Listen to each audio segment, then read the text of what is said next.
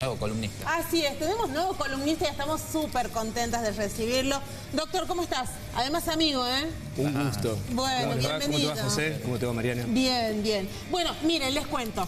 Hemos abordado un caso de denuncia de abuso sexual en el primer y segundo bloque. Y el doctor Piedrabuena ya lo venía preparando esta columna ya desde hace bastante tiempo. No vamos a analizar el caso de la periodista deportiva. Vamos a hablar en términos generales, doctor. ¿De qué vamos a hablar? Bueno, vamos a hablar de la perspectiva de género mal aplicada. Algo con lo que peleamos muchas veces los defensores. Ajá.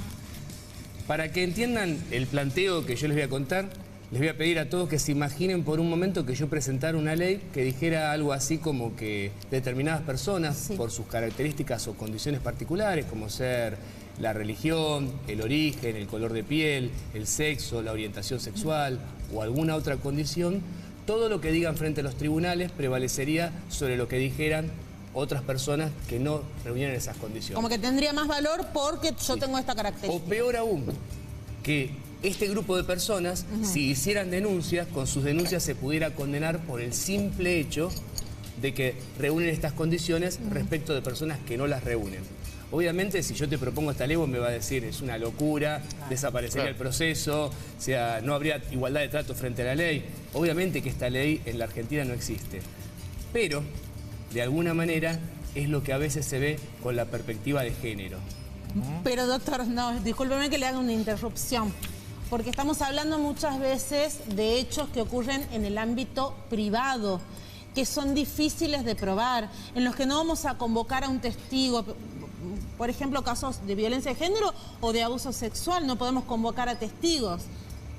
A ver, te me estás adelantando un poquito, la ansiedad por ahí te mata. Me estás adelantando. Es cierto lo que vos decís y de hecho veo que has hecho la tarea y que tenés práctica judicial y sabés lo que dicen los tribunales locales, al igual que los tribunales del país, incluso citando precedentes de la Corte Interamericana, hay casos como Rosendo Cantú, Fernández Ortega, por citar algunos. ¿Qué dicen básicamente ellos? Ellos dicen, mirá, dice, pensá que este tipo de hechos por la modalidad comisiva suelen ocurrir a la sombra, fuera de la vista de terceros. Lo normal es que esté solamente la víctima con su agresor o agresores. Por lo tanto, no es esperable que haya testigos, ni pruebas documentales o pruebas gráficas.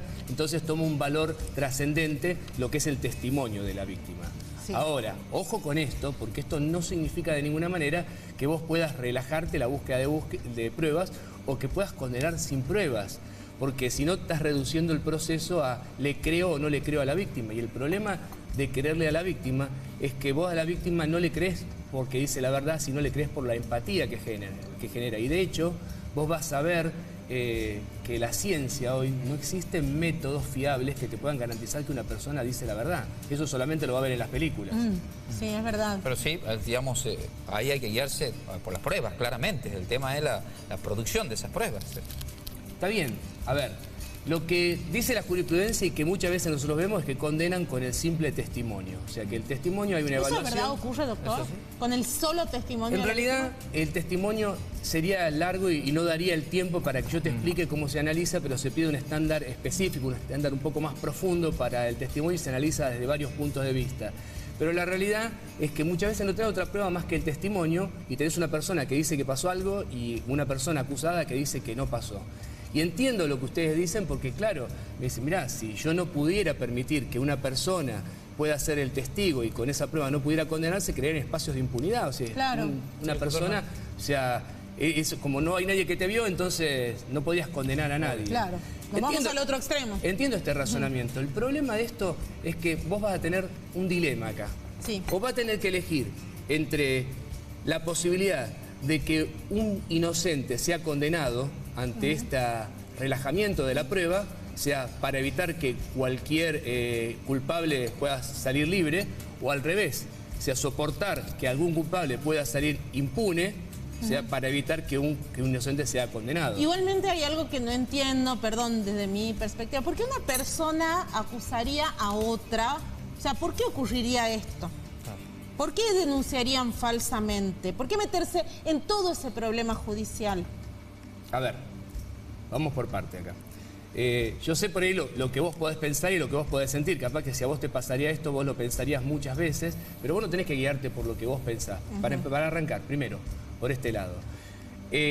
Respecto a los motivos que una persona tiene para denunciar falsamente, podrían ser infinitos. Se me podrían ocurrir una lista entera, podría estar media hora, podría estar enumerándote situaciones de enojo, situaciones de venganza, situaciones económicas, sea motivos. Yo he tenido casos, por ejemplo, una madre, un caso en Cipolletti, me reservo los nombres, lo vimos en apelación, donde la madre había agarrado con un cable al hijo, lo había marcado todo al hijo, y el padre lo denuncia este hecho, y cuando está avanzando la denuncia, la madre se presenta denunciando que 5 años atrás, durante la vigencia del matrimonio, había sido abusada. De hecho, el Tribunal de Impugnación termina diciendo que podía haber una relación con esta cuestión. Lo cierto es que, ojo, la realidad es que los tribunales no tienen mucho coraje para decir que la víctima miente, porque hay toda una historia respecto de esto, y lo que suelen decir es, bueno, no se probó que decía la verdad. En segundo lugar, yo vi el bloque anterior, escuché lo que estaban contando, ahí les contaron lo de la cámara Gesell. Las víctimas, o las presuntas víctimas, porque hay que decirlo claramente, porque vos estás investigando el hecho, no declaran la forma habitual que lo harían en cualquier otro juicio. Declaran, por ejemplo, en modalidades donde se preserva a la persona para evitar, por ejemplo, que sea interrogada directamente por la víctima, por el acusado o por el defensor. Por ejemplo, lo que es la cámara Gesell, que incluso en Tucumán se le hace también a los adultos. En otras provincias se le hace solamente a los menores. Acá en Tucumán se le hace a los mayores. Y después también el estigma social que causan los abusos no es el mismo de hace 25 años cuando se cambió la ley. En esa época se hablaba de delitos contra la honestidad sexual. O sea, la honestidad era como que te me llaman la honestidad. Es una carga emocional totalmente distinta a eso. Sí. Doctor, ¿hay algún caso que a usted le resuene en su mente de falsas denuncias? O sea, con consecuencias trágicas. Mira, ahí nosotros estamos analizando, ahora estamos evaluando, hacer una presentación respecto a un caso que ocurrió acá, donde había una madre que fue denunciada por su padre, donde nosotros lo que tratamos como parte central es la desigualdad de trato frente a la ley. Porque acá el denunciante es un hombre que denuncia violencia de una mujer, incluso de violencia extrema. Era una mujer que llegó a ir con su arma reglamentaria, porque era policía, a la casa del ex y amenazó al ex con el arma y a la tía del ex, y después también se hablaba de lo que era violencia por transferencia o violencia indirecta, o sea, la violencia contra el chico, o sea, por sustitución, contra el chico para dañarlo a él.